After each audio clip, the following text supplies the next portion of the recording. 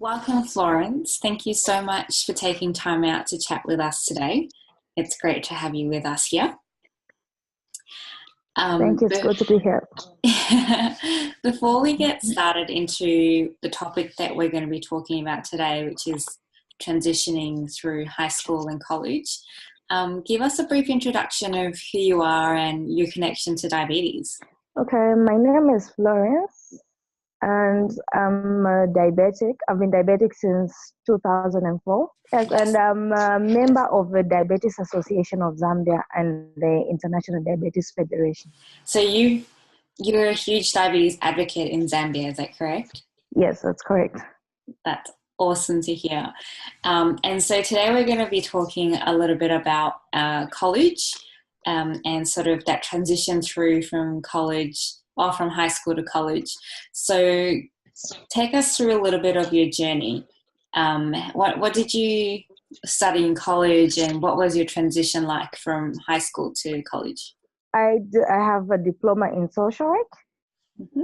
and from high school to university was a bit of a challenge because I got diagnosed when I was in high school. So most of the people knew I was diabetic, but when I went to college, it was new for everyone, and it was hard for me to tell people I was diabetic. So I didn't tell anyone because you Wow. don't know how to tell people about it. So I remember one time during a lecture, I was seated and I had hypo. I didn't know what to do. I had to tell someone sitting next to me to get me something sweet to eat. And I didn't have anything on me, so I had to talk to someone. And Wow. so it was, I guess it was a challenge. You have hypos sometimes you have high sugars. You just have to know how to maintain them. Mm-hmm. And is there a bit of a stigma around diabetes or a misunderstanding around that, which sort of stopped you from telling people that you have type 1 diabetes? Usually people would feel pity for you, making you feel like you're so sick, you're going to die the next day or something. So it's hard to tell people about it because Yeah. next time they see you eating a fruit, they'll be like, "You're eating something sweet. Can you stop eating that?" So it's hard to tell people about it when they make you feel like you're dying soon. So, Yeah. So there sounds like there's a lot of misinformation out there around diabetes as well, which makes it very difficult. yeah, that's true. They think when you eat a lot of sugar, you get diabetes. Yeah. Wow. So how did you cope with that? You said that you had to tell someone when, you were having a hypo. Did you end up having some friends that you could talk to about diabetes in college and get their support? Yes, after that experience, I ended up talking to my friends about it because most of my friends didn't know I was diabetic. So after the experience, I ended up telling them what they can do in case I have a hypo and I can't move or something.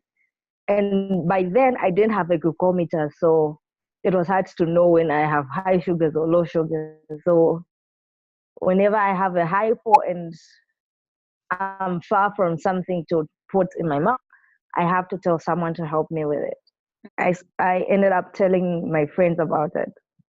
That's good. But that's really scary that, you don't know whether you're having a high or a hypo. Yes, that's true. Scary. Yeah.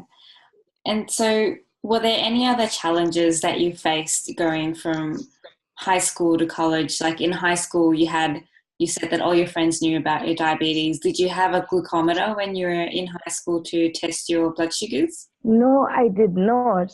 And the good thing about high school is we didn't spend the whole day in school.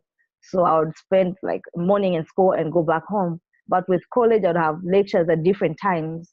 Mm-hmm. So it would be hard for me to leave, or I would be in school from morning to evening. That was the challenge because in high school, I would know if I eat in the morning, it can take me up to somewhere from before I get into a hypo. So Yeah. it was easier that way. And people knew when this happens because I got diagnosed when I was in high school. So there was a nurse at high school that talked about the pupils about diabetes. And it's not in college. Yeah. I think in college you get sick and just take care of yourself. I don't think they have a nurse in college.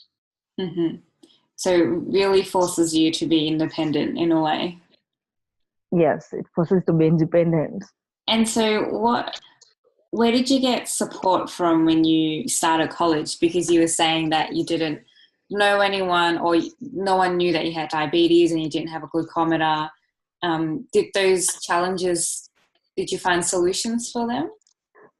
Usually when I had to go to the hospital after 3 months for my reviews, that's when usually I would check my sugars. Then Diabetes Association of Zambia does not provide insulin for anyone, so I still had to go queue up and get medicine from the hospitals. But otherwise, they do give emotional support and help you mentally accept your situation. So they did help me with that and helped me to talk to other people about it. That's good. After that, I had to struggle to get a meter for myself so I can be checking. I guess it's a struggle for most people around. They don't have meters, so they have to wait for 3 months before they can check their sugars. And is that because the meters are really expensive and the test strips are expensive, or is there just not many around? There are a lot of meters that are being sold, but I guess the maintenance, you have to buy the strips every now and then, so it gets so expensive. But buying a meter is not that expensive because it's a one-time thing. But the strips you get to buy in a short time, Yeah. so it gets to be expensive. Yeah. And is that the same for insulin as well? Is that quite expensive? Insulin is expensive, though the hospitals do provide insulin. So once you run out, you can just go to the public hospitals and they can give you insulin. Okay. And is that when you were saying you line up for insulin at the hospital? Yes, you have to line up for insulin, wait for the queues, because it's like you go to the same pharmacy as everyone. So everyone has to be attended to.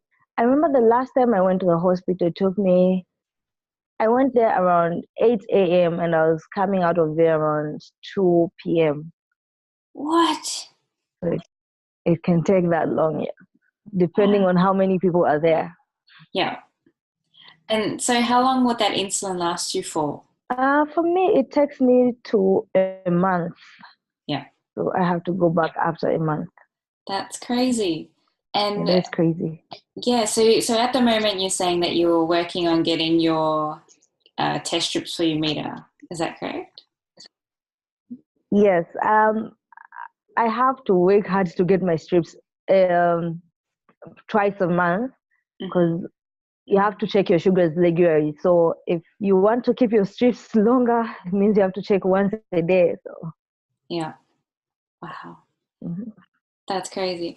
And have you finished your diploma or are you still working through that? I've finished my diploma. I finished in 2016. Oh, fantastic. And so what are you doing now after your diploma? I am looking for a job so I can continue and get my PhD or something, my master's. Wow.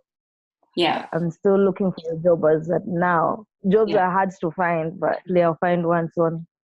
I hope so too. You've got very big ambitions, and I truly 100% support that. Thank you. Thank you. I can't wait to call you Dr. Florence one day.